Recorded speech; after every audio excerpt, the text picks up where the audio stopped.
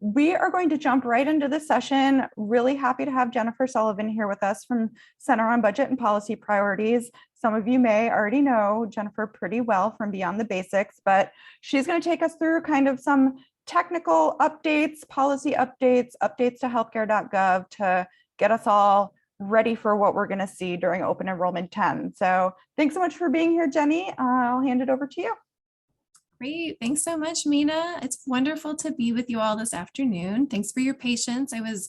Although I've been in my same chair the whole time, I was actually coming from another webinar. And so switching Zoom channels always takes a little bit of technical skills that I don't always have.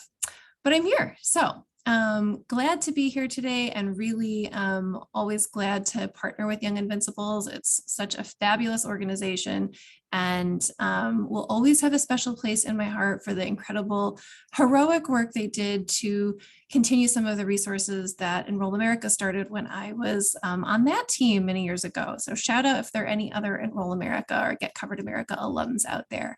I know many folks from that space from the early days are still rocking and rolling with enrollment now, no pun intended. Anyway, I'm here to provide a policy update, and let's see if I can get my slides rolling here. Good, and they're working. Okay, so I have organized my presentation to first look at lessons learned from last year, then cover some of the new developments for the coming open enrollment season, and then finally we'll talk about a few other important factors that could come into play in your work in the outreach and enrollment space over the next year, but are not necessarily squarely in the federal policy updates bucket. But I think we should have plenty of time for questions and answers and discussion. So take good notes. I'll talk kind of fast so that we can get to your questions. Okay, first, let's take a look back at what we can learn from the previous open enrollment period. We always need to be building on our learnings from one year to the next. So the biggest takeaway from last year is, of course, how critically important the American Rescue Plan Act's enhanced marketplace subsidies were, especially for low-income people. Remember that the Rescue Plan did this by doing two things. It reduced the expected contribution percentages, and it allowed people with income greater than 400% of poverty to get subsidies for the first time, assuming they were otherwise qualified. The expected contribution percentage is 0 for people with incomes up to 150% of poverty, and then it slowly climbs from 2% to 8.5% of income for people with income at 400% of poverty and higher. So this, just to revisit the PTC math very briefly, the expected contribution percentage is the percentage of a household's income that they have to spend to purchase the benchmark plan. That's the second lowest cost silver plan available in their area, in their rating area. The premium tax credit then is the difference between that benchmark plan's premium and the household's expected contribution percentage. So people can't necessarily, they can't buy any plan on the marketplace for this percentage of their income, but this is what we use to generate their sort of purchasing power to then buy any plan that they are interested in the marketplace. By reducing the expected contribution, it increased the size of the premium tax credits, which again is what people use to buy their plans. Most people, I should say, not everybody gets a PTC, but a large majority do. So across healthcare.gov states, we can see that the average premium after APTCs here went down from $114 a month in 2021 to $111 a month in 2022. That's an annual average savings of $396 a year. So nearly a third of healthcare.gov enrollees actually had a premium under $10 a month last year, or this year for 2022, after factoring in their premium tax credit, which is pretty remarkable. $10 a month is affordable for lots and lots of people, which is great. Okay, moving on, we can also see, as you would expect, that a larger proportion of healthcare.gov enrollees received advanced premium tax credits this past year. I said a large majority. It's specifically 92.2% of marketplace enrollees for 2022 are receiving APTCs. And again, part of that growth is due to removing the cap for people with income above 400% of poverty. And removing that cap doesn't mean that anybody of any income can get a premium tax credit, but it means that if the cost of their benchmark plan would be more than 8.5% of their income, then the difference, of course, would be a premium tax credit. So one more piece of data here. Lower premiums had a significant positive effect on enrollment, with marketplace selections in all states. Now this is looking at all states, 50 states in DC, not just healthcare.gov states. Enrollment was up by more than 20% from last year to this year. And of course, 2022 was the record year for enrollment, with 14.5 million people selecting a plan. So big year, but big opportunity to make further strides this coming year. Now, one other really important lesson, actually there's two important lessons, additional ones to learn from the last open enrollment period. One of those is the critical role of deep investments in in-person assistance. And I'm absolutely preaching to the choir on this one, I know, but just to put it out there in some pretty stark numbers, after 4 years of federal Navigator grants being at their lowest levels ever, reduced to just $10 million a year between 2017 and 2020, allotments were dramatically increased last year and then again this year, or for this coverage year. So in 2020 or 2021 and 2022. These investments, as you know, can be used to increase the number of people who can provide help, to increase the hours they're available, to deepen community outreach connections through events, and even to fund more advertising. And we, of course, know that historically in-person help is particularly important for some of the populations with the greatest barriers to enrollment, like people with very low incomes, people who are immigrants, and people who have limited English proficiency, among others. So shout out and kudos for deeper investments in in-person assistance. The last major thing that I wanted to make sure we remember going into this year and getting before we get into some of the nitty-gritty policy details is that we had a longer open enrollment period last year, and we will continue to have that this year. And that also, I think we can expect, made a big difference. Last year, the open enrollment period was a month longer than it had been, running from November 1st to January 15th. And this will continue again for the 2023 open enrollment period. So giving people this extra time to select a plan, it can help take the pressure off of making these decisions and managing this process during the busy holiday season. And it can also give people who are auto-enrolled from one year to the next the opportunity to come back to the marketplace and change plans if they didn't like what they were auto-enrolled into for the 2023 year. So, excuse me, that longer open enrollment period certainly makes a difference. But all of these changes contributed to the record high enrollment numbers that we saw. And now the enhanced APTCs that I mentioned were extended for another 3 years. So we are thrilled that we will have that win in our sales going into the 2023 plan year. And those, when they were extended last month in the Inflation Reduction Act, that was for 3 coverage years. So that will take us through the end of 2025. These lower premiums for people that get financial help will continue. And there were a number of other important changes that are being rolled out for the 2023 year that I will walk through now.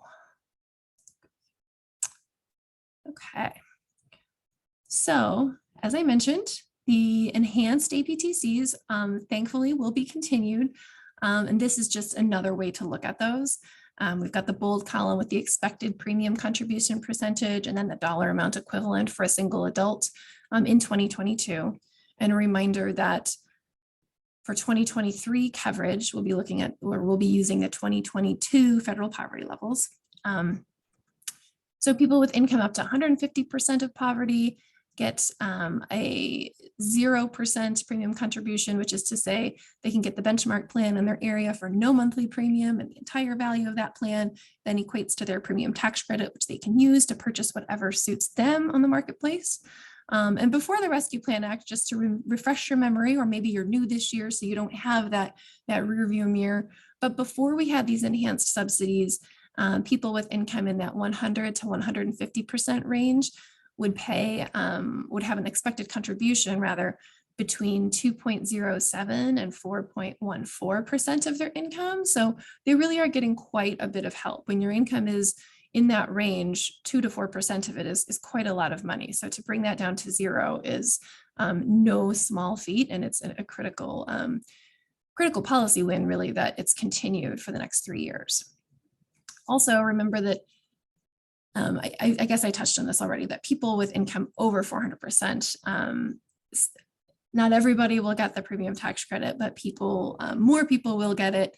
And if their benchmark plan ends up costing more than 8.5% of their income. And this has been really helpful for older enrollees and for people who live in areas with very high rates within sort of expensive places. Okay, so, and I keep looking over here because my other monitor with the slide is over here. So sorry if you're looking at my video and wondering why I'm looking away. What we have here is just another way to look at this. The blue line shows where we were before the enhanced subsidies, and the orange line shows us where we are now. And of course, the orange line continues at 400% sort of on across the screen, indicating that we no longer have that cap at 400%.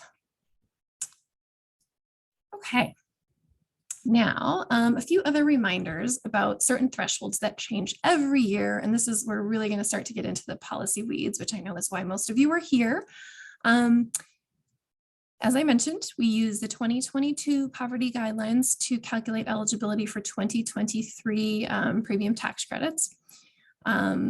The threshold for affordable employer-sponsored coverage also changes every year. And I recently learned that this was mischaracterized in the federal assister training slides, so pay attention. The threshold is 9.12% of income to calculate whether an offer of employer coverage is affordable for the 2023 plan year. This past year, for the 2022 year, it was 9.61%, so it's gotten lower, which means maybe a few more people may be able to cross that threshold and choose a marketplace plan instead of an employer plan if they like. What it isn't, and I hesitate to even say this, but because it was in the federal training and it wasn't characterized correctly, it is not the same as the threshold for getting a catastrophic plan if you are over age 30. There's a separate threshold for that. It's 8.17% for the 2023 year, but those are two very different thresholds and not things that we want to mix up, although certainly they're close and it would be easy to understand why they can get confused. Every year, the out-of-pocket max thresholds get adjusted. So of course, those have gone up just a little bit from $8,700 to $9,100 for a single adult. Remember, the out-of-pocket max includes spending on covered in-network healthcare services. So it doesn't include monthly premiums. It doesn't include spending on services a plan doesn't cover or that are delivered by an out-of-network provider. Let's see, I mentioned the affordability exemption threshold for catastrophic coverage already. And then we've also got the tax filing thresholds for the 2022 year and the repayment limits for APTCs on the, you see the sort of screenshot of the PDF on the right side of the slide. That's our annual poverty thresholds and other guidelines document. Highly recommend print it out. It's printed out double-sided. You've got your one handy desk reference guide. If you do this work, however you do this work, whether you're assisting clients or engaged in outreach, it's really got all those need to know numbers for the given year. And we go through great pains every summer to get them all updated for you. So they are at your fingertips. Okay. Now we're going to get into some other details. Every year, HHS, or more specifically SSIO, releases an annual payment notice for the coming year marketplace coverage. And there's always a lot of good, or there's always a lot of policy nuggets. Sometimes they're good and sometimes they're not. But this year we have a lot of good news to share. And I'll touch on 6 of these things now. And a lot of these you're going to notice there's a theme here. What we're doing a lot of this year is reversing previous policies that kept people out of coverage or served as barriers to coverage. So first, we will be reversing the policy that had been in place since 2017 that allowed insurers to lock people out of enrollment if they had past due premiums. Now they can't prevent people who have past due premiums from enrolling in coverage for the future year, and they can't apply premium payments for a new plan to past due debt.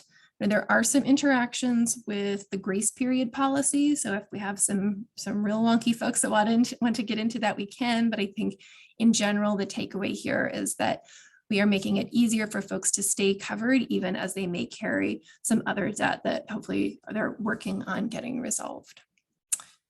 The next update is the previous administration introduced pre-enrollment verification requirements for a lot of special enrollment periods.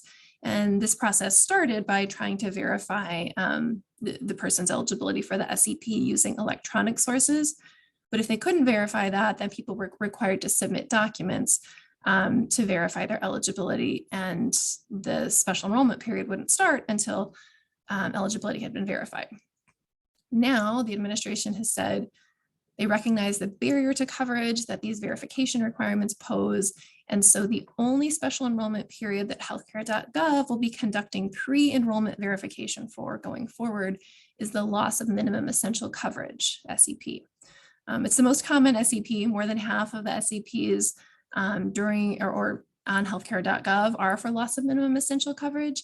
But at least for folks who have other kinds of SEPs, they'll be able to get coverage first and deal with verification later. Even for the loss of MEC, healthcare.gov will start with electronic data sources. It's just that we don't always have all of the data, of course, to verify every loss of coverage. And so some people still won't need to submit documentation, but others will. And if they do, they'll have 60 days to provide verification before that's how long they have before their SEP is over. And then let's see. Oh yeah, and then that's what healthcare.gov is doing. And then this is an option for state-based marketplaces. As always, state-based marketplaces can decide how they want to administer their special enrollment periods. Okay, working our way through this list. I know it's just one slide to look at with a lot of content behind it, but the third policy I wanted to point out for you all was healthcare.gov has decided not to require verification for people who attest that they're not enrolled in job-based coverage and or that they don't have an offer of job-based coverage. So moving forward, healthcare.gov is accepting attestation as sufficient, and they are not taking additional steps to verify this behind the scenes. There's a lot of language in the payment notice about why they're doing this. They used to take sort of a random sampling, or not random, but a sort of a risk-based sampling approach to determine when and who they needed to verify for. And they've decided that this really wasn't, the juice wasn't worth the squeeze. There weren't a lot of folks that were erroneously stating that they didn't have access when they did. And so healthcare.gov is no longer going to require verification for this. Similarly to these other policies, state-based marketplaces will have the flexibility to decide how they, as they always have, how they want to handle verification of an offer of job-based coverage. Okay, a few more things. Standardized plans are back. We'll talk more about those on one of the next slides here, so I won't talk more about that now, but in healthcare.gov states, we will be seeing standardized plans for 2023. And then the last two are not as squarely associated with the enrollment process itself, but really more important for access. So the first is that HHS will resume monitoring and enforcement of network adequacy standards, reversing the policy of the previous administration that had stopped monitoring and enforcing these standards in 2018. HHS will start in 2023 by monitoring marketplace plans for compliance with time and distance standards. That's things like 90% of enrollees are required to have reasonable access to at least one in-network cardiologist within 75 minutes and 60 miles. It's just a hypothetical example. And then the following year in 2024, they'll add compliance with wait time standards. So that's things like you must be able to secure an appointment with an in-network provider within 10 business days for behavioral health, for example. There are also going to be, or there are stronger requirements for essential community providers. These include providers like federally qualified health centers, Indian healthcare providers, safety net and children's hospitals, and Ryan White providers, among other kinds of essential community providers. And the standard is that 35% of available essential community providers in each plan service area must be in the plan's network. And the previous standard was 20%. We're slowly broadening those and strengthening those access standards to help ensure that people not only get a plan that they get to pay premiums for every month, but that plan guarantees or grants them better access to people who can provide them healthcare. Okay, the last thing, it looks like a little footnote on the slide here, but it's important. It's not in the payment notice, but it's sort of in the same bucket of very wonky policy things. HHS extended existing flexibilities around failure to reconcile through the 2023 year. Now, what this does not do is say that people don't have to reconcile their tax credits. People still need to reconcile their tax credits when they file their taxes. But this flexibility means that when the IRS says, here's the people that haven't reconciled their tax credits, HHS is deciding not to act on that data by requiring people to prove that they've reconciled or else turn off their APTCs. So people will continue to get APTCs this year, regardless of whether they're in that failure to reconcile bucket or not. The obligation remains, it just has to do with what it means for future receipt of APTCs. Okay, moving on. Standardized plans. I mentioned these on the last slide, but just to say a little bit more about what these are. So a standardized plan is sort of holding the cost sharing elements of a plan constant. So things like the deductible, things like cost sharing, copays, coinsurance, holding all of those things constant and requiring sort of a template version that has all of the same numbers for a given metal level of coverage, and telling the providers, or the issuers, what you're going to moderate here is your premium, and then of course your network access and other sort of, you might have formulary differences, things like that. But let's cut out the noise on the cost sharing elements so that it makes it a little bit easier to compare plans across the marketplace. There are 9 state-based marketplaces that already have standardized plans. California has exclusively standardized plans. So this is not a new concept by any means. And in fact, in 2017 and 2018, healthcare.gov dabbled with standardized plans, but we're bringing them back, or they are bringing them back. This is to help combat sort of choice overload and the reality that people face a lot of choices, and those choices are not always leading to them to make better decisions about the right plan. There's research that shows that in the absence of standardized plans, people often do choose a plan that is essentially identical to another plan but has a higher premium. And that would indicate sort of in your basic microeconomics, you shouldn't choose something that costs more if it's just like something else that costs less. Choose what costs less. So the idea is let's see what we can do with standardized plans on healthcare.gov this year. Any issuer that offers a plan, a non-standardized plan in a certain metal tier, has to also offer a standardized plan in that tier. Now, what they're not doing this year is shrinking the total number of plans that will be available or setting any kind of limitations on that. So the net effect will be more plans. There will be more plans, which is ironic since we're trying to tamp down choice overload. But as an assister, for those of you that are providing direct assistance, you may want to look at standardized plans, use that filter, experiment with it, see if this does make it easier to have the conversation and explain to people what their options are in a way that's clearer for them. I think the jury is somewhat still out on these, but it's exciting that we'll have an opportunity to learn more this coming year. Okay, we've got some really good news about public charge, and many of you probably joined my colleague Shelby Gonzalez's session, I think it was earlier today, where no doubt she talked about this in much more detail and much more depth than I can. But for those who weren't there, just want to touch on it briefly. The federal government issued a new rule a week or two ago that will take effect in December that gives us some relief about public charge, both by codifying longstanding guidance around what does and doesn't constitute public charge, and it provides new clarifications and protections to guard against the chilling effect that we've seen public charge have on eligible immigrants accessing public benefits, particularly Medicaid and marketplace coverage. Just to step back for a millisecond here, what is public charge? This is the notion that somebody who is pursuing an immigration status in the US needs to be able to verify or prove that they are not going to subsist primarily on government benefits. And there are certain benefits that would count against them in that case. Now, historically, Medicaid has not been among those benefits except for institution-based long-term care. But it's confusing, and it has often been a concern for certain immigrants.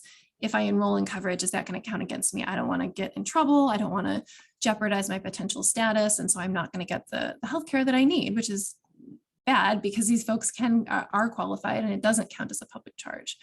Things were made worse during the previous administration when they sought to include Medicaid and other public benefit programs in public charge. Fortunately, we have moved beyond that. And this administration has overturned that rule, and this new rule that will take effect in December helps clarify both what doesn't constitute public charge and makes helpful clarifications like the benefits that somebody receives, that it only counts against them if it is something that counts as public charge if they themselves access them, not, for example, if they're dependent or if someone else in their household accessed benefits. So it's mostly a clarifying rule, but it provides a lot of comfort for those of us that have been worried about the chilling effect on Medicaid and marketplace coverage. Okay, let me see the next. This is my favorite thing to talk about because it's not real yet, but it's coming soon. So the family glitch. This refers, of course, to the longstanding policy in the marketplace that says when we're looking at whether you have an affordable offer of employer-sponsored coverage, for the employee, we look at the cost of the employee's coverage for self-only coverage to their employer. And if it's more than, this year, it's going to be 9.12% of income, then that offer is unaffordable and the person is eligible for premium tax credits, assuming they meet other criteria. But the family glitch refers to the fact that the test for family members of an employee with employee coverage, if that employee also offers family coverage, we look not at the cost of family coverage to determine affordability, but still at the cost just of self-only coverage. And what this has done is prevent a lot of partners and family members of employees with affordable offers of coverage from getting marketplace coverage, even though if they were to actually go to the employer and purchase a family plan, that would exceed that this year's threshold of 9.12% of income. Earlier this year, the IRS proposed what we affectionately call the family glitch fix. That's not what they call it. But that rule would set the affordability test for family members at the cost of family coverage, which is a pretty logical move. And so we are in the process of waiting for that final rule to drop. We understand it's very close in the process, and the aspiration is that it comes out before the start of open enrollment and is in effect for 2023 coverage, so that as folks are seeking to enroll in the next few months, if they would have been affected by the family glitch before, they now might be eligible for marketplace coverage anew. So I just wanted to walk through a quick example. And again, I'm going to look away from my camera for a moment to look at my slides specifically, but just to play out what this means. Let's look at a family of 4 here. We've got Monica, Roberto, and their 2 kids with their income of $40,000. Monica has an offer of job-based coverage. And for her, that would cost $150 a month.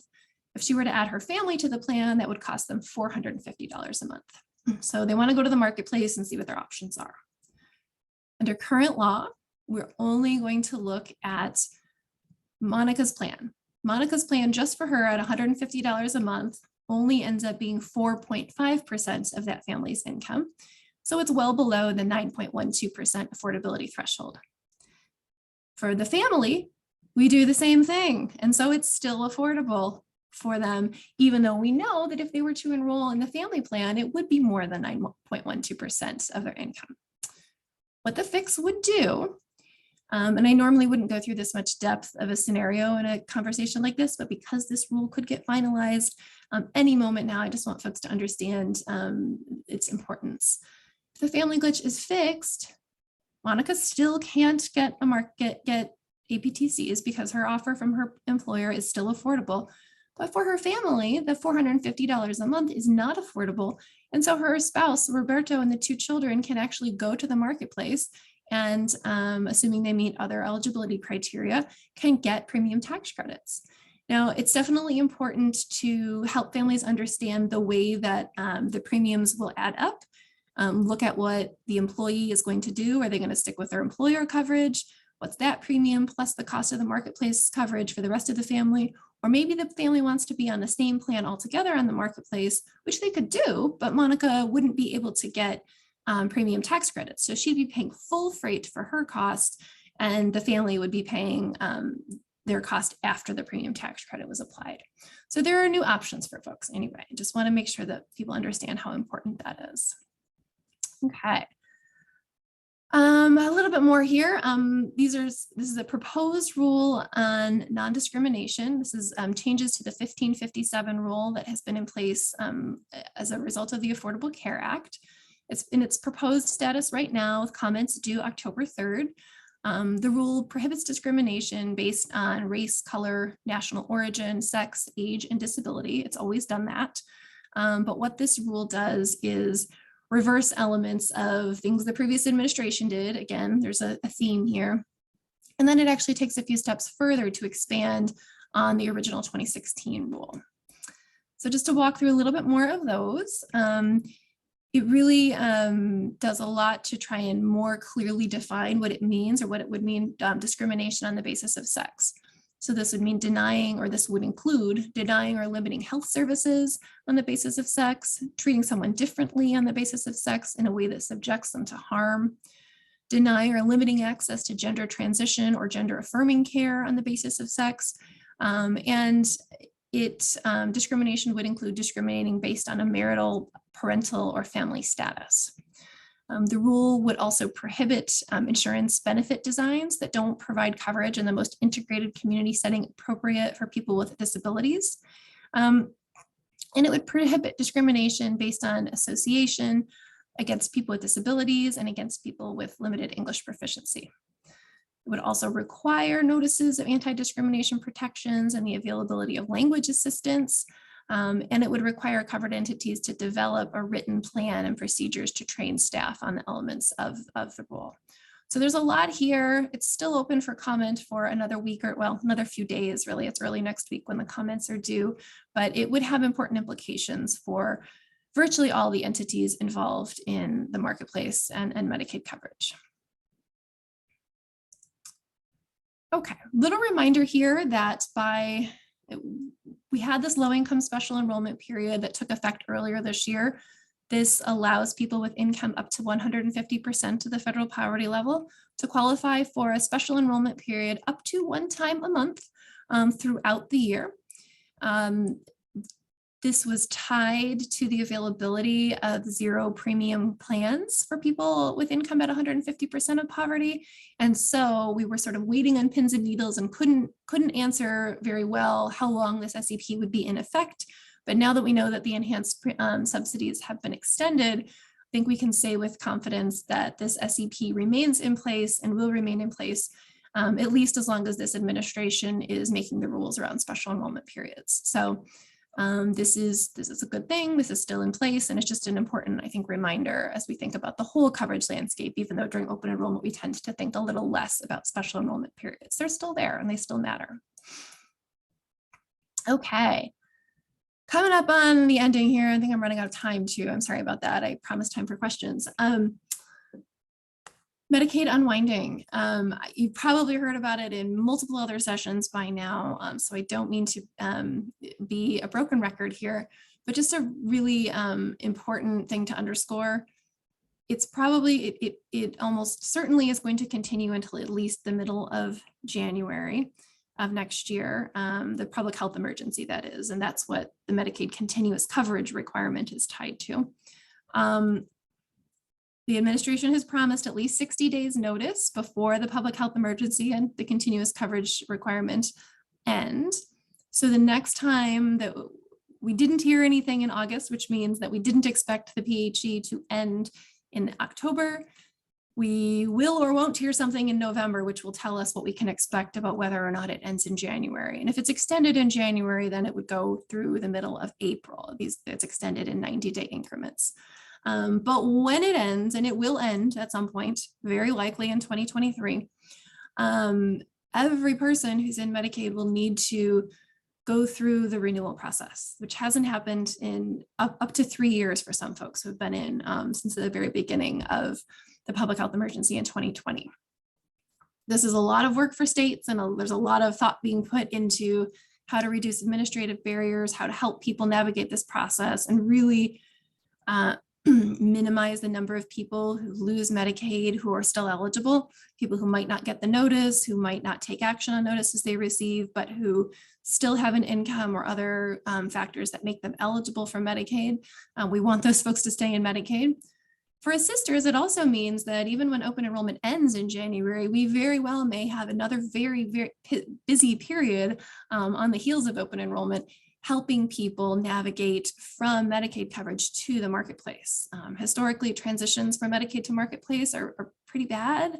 People navigating that transition successfully, there's a low rate of success there. There will be people whose income is higher now and who are squarely in marketplace territory, and they're going to need a lot of help understanding how to move from Medicaid to the marketplace. And so assisters will be critical for that. We know that the sole solution to this is not fact sheets, but we do have some resources available for folks to help understand what this all means. And the one that I have on the screen that I really wanted to point out for this audience is one not designed for you, not designed for health folks. This is designed for people who might otherwise interface with folks likely to be at high risk of losing Medicaid coverage during unwinding. But that would include entities like food banks, like entities that provide services to people experiencing homelessness, organizations like that. This fact sheet is designed to help them understand what's going on and what their role is, which is basically to get these folks to someone like you or like the assisters that you partner with.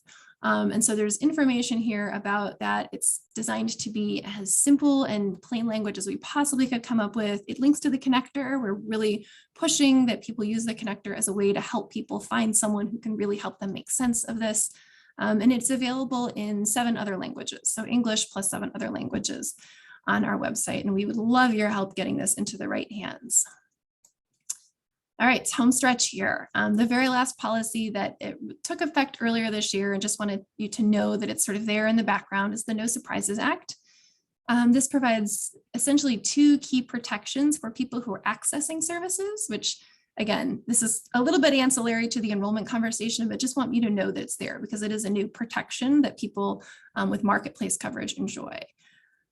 So people who receive emergency care from an out-of-network provider can't be billed more than the in-network cost sharing amounts. That's the first protection. The second is that people who receive non-emergency care from an out-of-network provider at an in-network facility can't be charged more than in-network cost sharing amounts. And so you can imagine somebody who goes to the hospital that they, that's in-network for them, that they always go to, that they know is their local hospital. They get seen there and then they get a bill from a provider that they didn't choose and it's not in network, and so it's not covered. That's what the No Surprises Act is meant to protect against. But these are new protections, and people might need a little help understanding what they need to do to exercise them. So people need to contact the insurance company first to see if the provider made any mistakes when they were sort of submitting their claim. Were they following these rules or not? And if everything was submitted correctly, then you have to reach out to the provider and ask them to correct the bill. If that doesn't work, then you reach out to HHS. There's a website here. You file a complaint under the No Surprises Act, and they have stood up a whole operation to help receive and adjudicate these complaints. And just a reminder that this applies to private insurance, not to people with coverage like Medicaid and CHIP. Okay. I think that's it. I made it and I didn't lose my voice. That's great.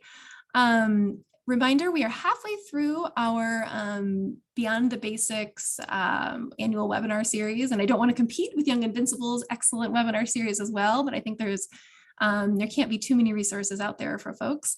Everything that we do is recorded. All of our resources and the slides and all of that are available on our website, as well as all the things you saw screenshots of in my slide deck today. And then reach out to me, reach out to us at beyondthebasics@cbpp.org. Anything from where can I find this specific document to here's the 10-page summary of this really complicated case I'm facing. Can you help us out? We want to hear it all, and we are here to help you. So please reach out, and wishing you all a very successful open enrollment season yet again. Questions? Do we have time for questions? Yes, thank you so much, Jenny. Definitely everyone hit up those Beyond the Basics webinars. We try to coordinate with each other with our webinars so that we're not all overlapping. I know there's a lot of them that you guys like to go to before open enrollment. So definitely join all of these resources. Jenny, I think the burning question on everybody's mind is, are these slides going to be available? No, if you missed them, that's it. No, of course. I mean, you can tell them where to find them, but I can also send them to people. Yeah, no, we'll definitely share them. We'll have a follow-up email for the whole summit for registrants, and they'll get the resources. And we are also recording all of this, so folks will have access to the recording as well. So it's definitely a lot of good information. So we want to make sure that you all have this. So definitely a few other questions in here for you. So one is, can you please clarify why, if a consumer falls between 200% and 250% federal poverty level, the premiums, the deductible, all the cost sharing rises so significantly?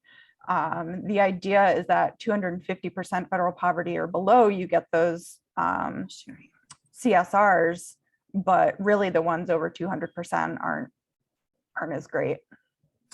Yeah, that's true. I can't tell you why. It's other than that's what's in the Affordable Care Act. That's the way the cost sharing reductions were structured. I mean, this is cold comfort, but I will say that the more generous premium tax credit that's available really for anybody who qualifies for marketplace coverage, as long as it's over their expected contribution percentage, that more generous tax credit gives people a little bit more purchasing power. So if they would like to move from, say, a bronze plan to a silver plan, or a silver plan to a gold plan, that might be more comfortable with a little bit more financial help, since it'll bring the premium down. And plans in a gold tier, for example, would have lower cost sharing than a plan in a silver or bronze tier. But it's true, there is a bright line there.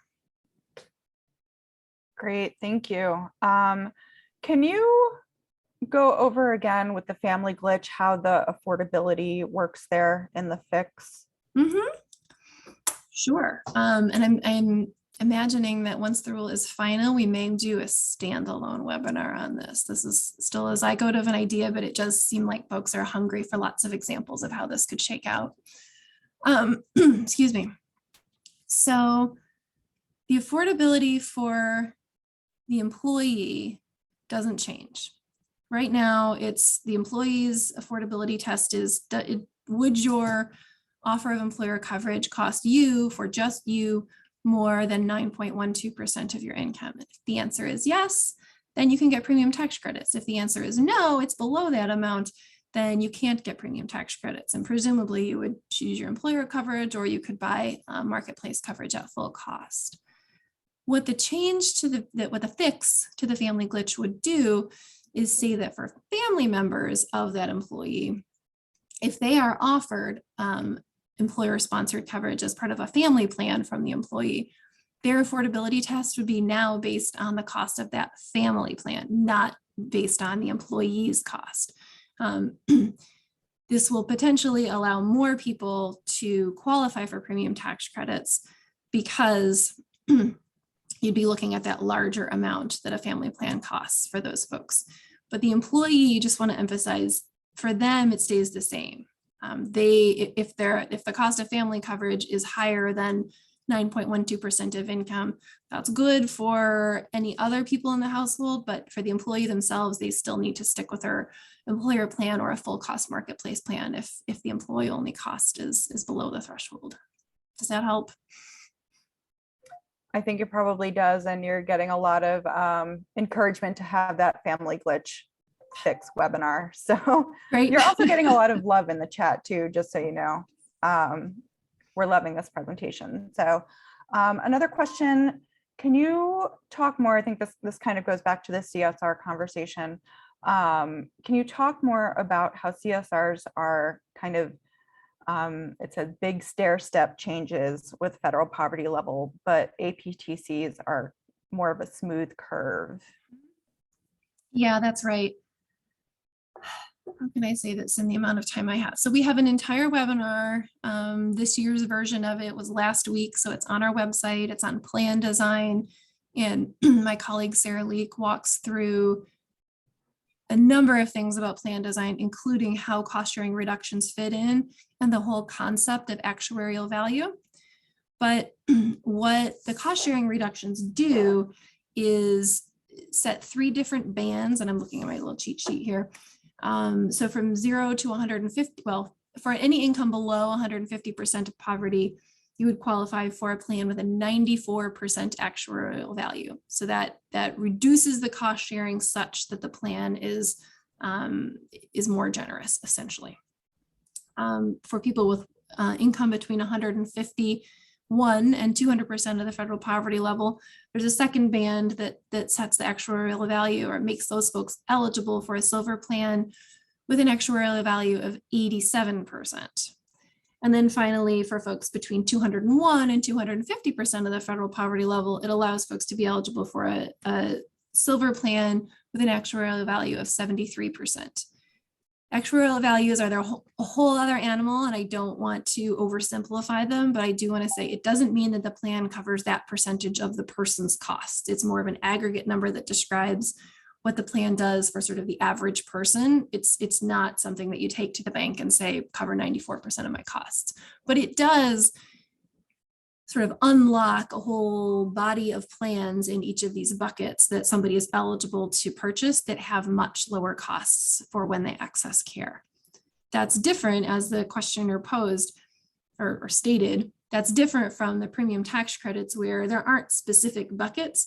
It's a linear curve between 0 for folks below 150% of poverty, all the way up to 8.5%. And then it flattens out like that graph with the blue and the orange lines. It flattens out at 8.5% for anybody with income above 400% of poverty, but it is a linear calculation. So we use a calculator to figure out what someone's specific expected contribution percentage would be for their specific percentage of federal poverty.